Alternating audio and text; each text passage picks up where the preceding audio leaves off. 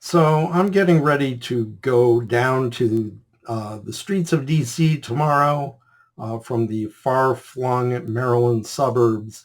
And I'm thinking about how I react to the various Nazis and pasty white corn-fed gravy seals that I may encounter when I'm down there.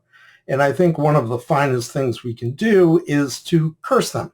And I don't mean necessarily using foul language. In fact, probably using foul language is not the greatest way, although I think it's fine. There's nothing necessarily wrong with it.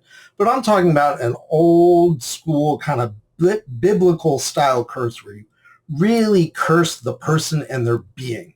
And one thing that I think is important when we're doing this is to not say I wish or I hope, but to say you will. So I'll give you an example of the difference.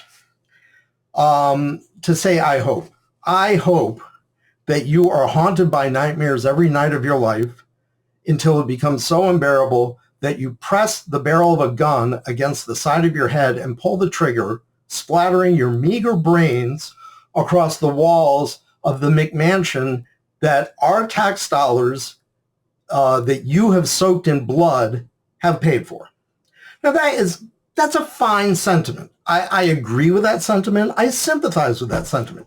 However, listen to it the other way. You will have nightmares for the entire rest of your life until they drive you insane. And you take a gun and press it against the side of your head and pull the trigger, splattering your meager brains across the walls of the McMansion, our tax dollars that you have soaked in blood have paid for. Now you see the difference. The one is a hope, an aspiration. It's a fine aspiration.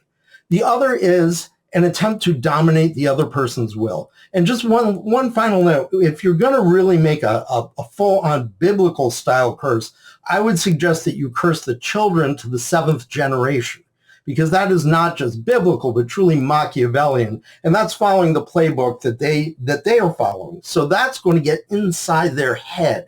It's going to haunt them. Now, does it guarantee results? No.